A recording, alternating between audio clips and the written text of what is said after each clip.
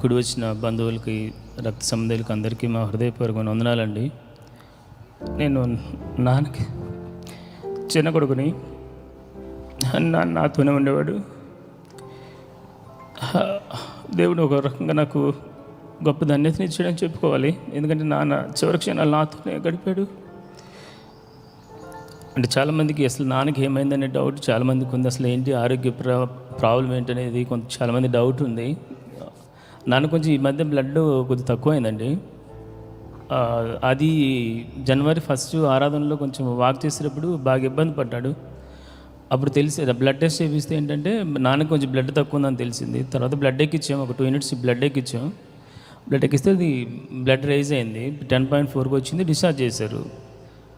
అయితే క్రియాటిన్ కొంచెం 2.4 ఉందని 1.2 నుంచి 2.4 కొంచెం రైజ్ అయింది క్రియాటిన్. డాక్టర్ చెప్పింది ఏంటంటే ఏజ్ 40 ఇయర్స్, నాన్న షుగర్ పేషెంట్ 40 ఇయర్స్ నుంచి. షుగర్ పేషెంటే కదా, 2.4 ఏం ప్రాబ్లం లేదు అని మెడిసిన్ ఇచ్చారు, కాస్ట్లీ మెడిసిన్ ఇచ్చారు. మెడిసిన్ స్టార్ట్ చేసాం కూడా. ఆ రోజు జనవరి 15 కుటుంబ ఆశీర్వాద కొడుకులో నాన్న 9:30కి లైవ్ స్టార్ట్ అయింది. అందరం ఉన్నాం. నాన్న అట్లా కుర్చీలో కూర్చున్నాడు, టీవీ ఎదురు. ముందు మా వైఫ్, నేను వెనక అట్లా అందరం కూర్చుని ఉన్నాం పిల్లలు. 9:30 to ఆ పరిస్థితిలో కూడా 9:30 నుంచి 1:45 వరకు లైవ్ వెళ్ళిందండి. ఆ రోజు అన్న జూమ్లో జాయిన్ అయిన వాళ్ళతో మాట్లాడతారన్నప్పుడు టీవీ కట్ చేశానమాట. ఇంకా నేను కూర్చోలేనాయా, నాకు నడువు నొప్పులు కొన్ని. 1:45 వరకు ఇది నాన్న next day morning early morning చనిపోతారు అనగా ఆ టైంలో కూడా ఆ రోజు కూడా లైవ్లో కూర్చున్నారు 1:45 వరకు. ఆ రోజు నైటు అంటే కొంచెం నాన్నకి క్రియాటిన్ లెవెల్స్ ఎక్కువ, కొంచెం యూరిన్ తక్కువ నడుస్తుంది అనమాట. యూరిన్ వస్తుందా అని చెప్పారు. నాన్నకు బాగట్లేదని నేను నాన్న పక్కనే పండుకున్నా. నేను నా పెద్ద కుమారుడు ఇద్దరం నాన్న పక్కనే పండుకున్నా. ఒక 1 వీక్ నుంచి యూరిన్ వస్తుందని లేపాడు నన్ను. నా పేరు సురేష్ అండి. నాకు గుర్తుండి మా నాన్న నన్ను పేరు పెట్టి ఎప్పుడు పిలవలేదు. దానికి దేవుడి సాక్ష్యం, నా కుటుంబస్తుల సాక్ష్యం. నా పేరుతో నన్ను ఇంతవరకు పిలిచింది ఆపకపోలేదు. ఆ రోజు కూడా సురమ్మ పాస్ వస్తే లేపాడు, లేచాను. అయితే కొంచెం యూరిన్ కంటెంట్ ఎక్కువే వచ్చింది. అంటే మనకు క్వాంటిటీ తెలియట్లేదని మేము ఒక డబ్బాలో పట్టామన్నమాట. క్వాంటిటీ ఎక్కువ వచ్చింది. సరే యూరిన్ మంచిగా వెళ్తుందిలే, ప్రాబ్లం లేదనుకున్నా. నాన్న యూరిన్ అయిపోయినాక పాస్ పోసుకున్నాక అట్లాగే మంచం మీద కూర్చున్నాడు. నేను నాన్న ఎదురు సోఫాలో కూర్చున్నా. పడుకున్నానా అంటే నేను పడుకుంటాలే, నువ్వు పడుకో, నువ్వు రాత్రి కూడా నిద్రలేదు సరిగ్గా పడుకో అన్నాడు.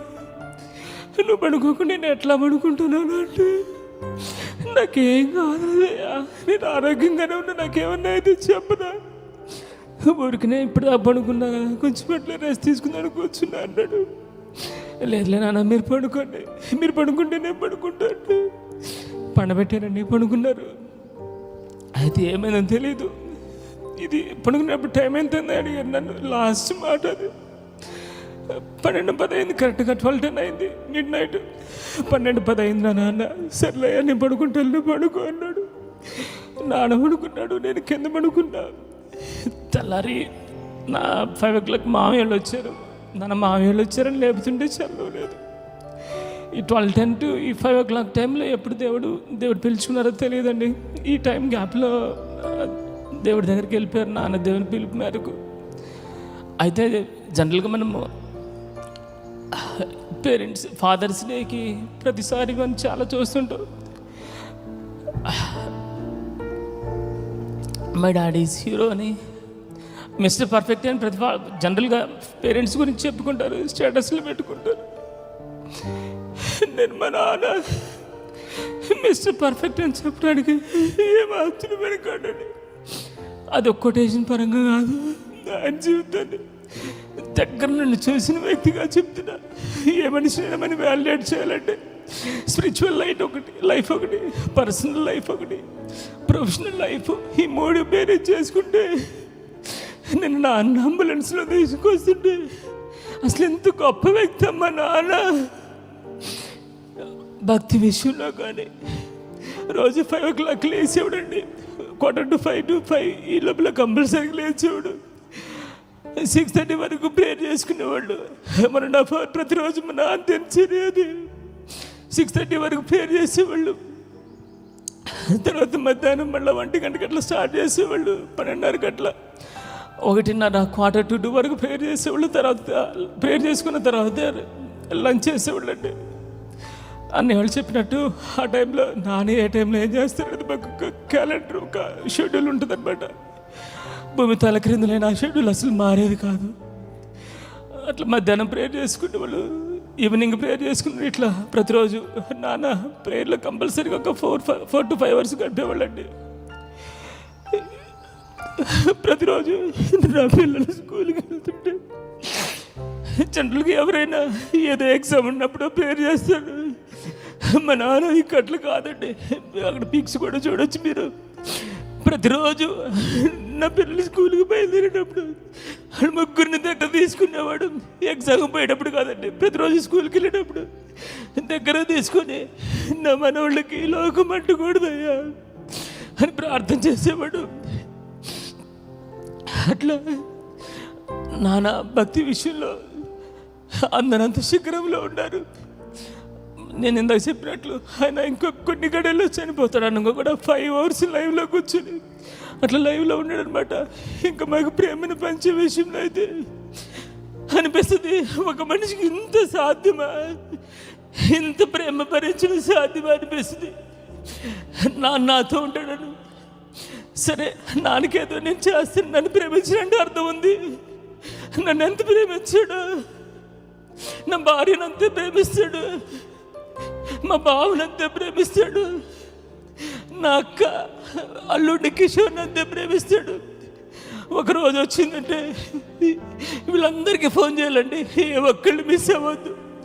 5 అయితే నేను అడుగు ఫోన్ చేయాలి, నాన్న నాకు ఫోన్ చేయాలి, ఎక్కడున్నావయ్యా ఇంకా రాలేదేంటి, ఒకవేళ లేట్ అయితే నేనన్నా ఫోన్ చేయాలి, లేదంటే నాన్న ఫోన్ చేయాలి అనుకోవచ్చు. తండ్రి కదా, పిల్లల గురించి అడగడం గొప్పేమని ఎంతమంది తండ్రి లేరండి, ఎంతమంది అడుగుతారండి.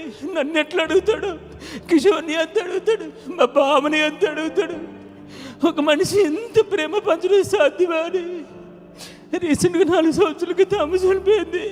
సరే, నాన్నున్నాడు కదా, నాన్న కోసమైనా బ్రతుకుతాం, నాన్నను సంతోషపెడతానికైనా బ్రతుకుతామని ఎత్తుకుంటే ధైర్యం చేసుకున్నామండి. మా కుటుంబంలో మాకు ఇల్లు, డ్యూటీ, చర్చ్ తప్పితే మాకేమీ తెలియదండి. ఫ్రెండ్స్, లోకం ఇవేమి లేవు. వచ్చేమండి మా గురించి తెలిసిన వాళ్ళు తెలుసు, నాన్నట్లా కూర్చుంటాడు, చుట్టూ కూర్చుంటామండి. సండే వచ్చిందంటే అన్ని ఫ్యామిలీ, అక్కడ ఫ్యామిలీ అందరం కాదు, కనీసం నెలకు ఒకసారి అయినా ఆయన అట్లా అందరిని కళ్ళ ముందు చూసుకొని సంతోషపడుతూ ఉండేవాడు. రీసెంట్గా నాకు అమ్మ చనిపోయితే నాలో నాకు కూతురు పుట్టింది. ఆమె పేరు కూడా విజయదాస్ అని పెట్టుకున్నాడు. నాన్నలు ఎన్నోటు, అమ్మలు ఎన్నోటు. నాన్నకి ఆ పిల్ల కొంచెం తీర్చిందండి. అమ్మని ఆ పిల్లలో చూసుకునేవాడు, విజయమ్మ అన్నోడు అలా పిలుచుకునేవాడు.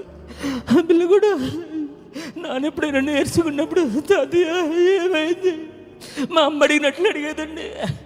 ఆ పిల్ల దగ్గర తీసుకున్నాక ఏం కాలేదమ్మా, నేను బాగానే ఉన్నా అని చెప్పేవాడు. రీసెంట్గా గమనించింది ఏంటంటే, ఎందుకు నాన్న ఎక్కువ అమ్మ గురించి కలవరిస్తూ ఉండేవాడు.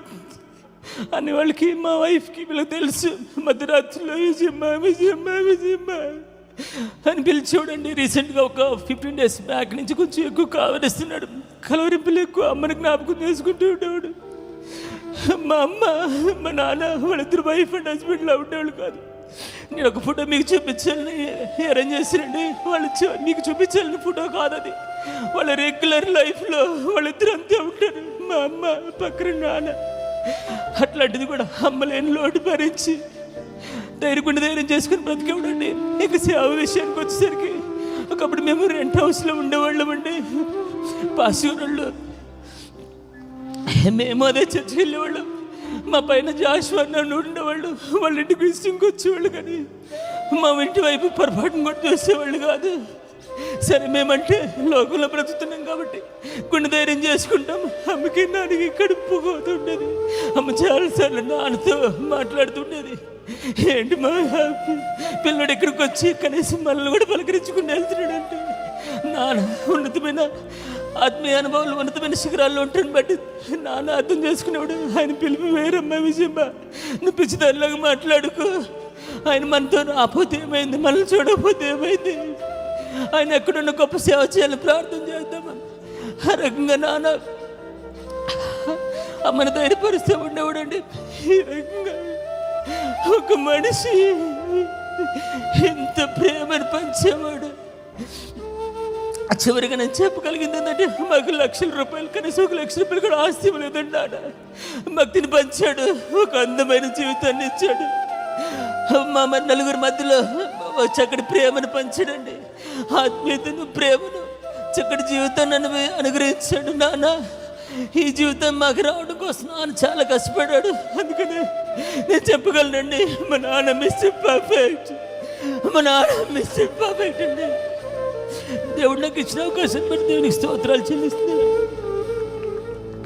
చిన్న చివరి మాట అండి, నేను నాన్నకి మేము అన్నదమ్ములు మేము చేసామంటే అర్థం ఉందండి. ఎందుకంటే నేను నాన్న రక్తాన్ని పుట్టుకొని పెంచి పెరిగాం కాబట్టి. మీరు చెప్తే నవ్వరండి. మా వదిన కానీ, మా వదినలు కానీ, నా భార్య కానీ మా నాన్న ప్రైవేట్ పార్ట్స్కి అడిగారండి. అంత సేవ చేశారు. దీనికి అంతటి కారణం ఏంటంటే మా అందరి మధ్యలో నాన్న ఆత్మీయతను, ఆత్మీయ అనుభవాలు పంచారు కాబట్టి ఆయన నాన్న అని, నేను నాన్న అని ఎలా పిలుస్తాను, మా బావ కూడా నాన్న అనే పిలుస్తాడు. అందరు పిల్లలు కూడా నాన్న అని పిలుస్తారండి, మనవాళ్ళు కూడా నాన్న అని పిలుస్తారు. అందరు చక్కని నాన్నని కోల్పోయినందుకు చాలా బాధ అనిపిస్తుంది. నాకు ఒకే ఒక బాధ ఏంటంటే నేను ఎప్పుడు వచ్చినా ఈవినింగ్ నాన్నతోనే ఉండేవాడు కాబట్టి మా ఇంట్లోనే ఉండేవారు. ఈవినింగ్ ఎప్పుడు వచ్చినా నాన్న సింహంలాగా కూర్చునేవాడు అండి.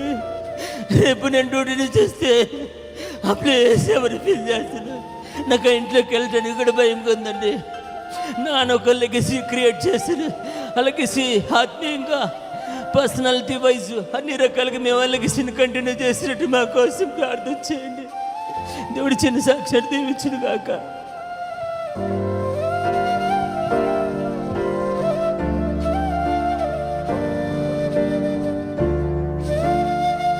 Praise the Lord. హల్లెలూయా.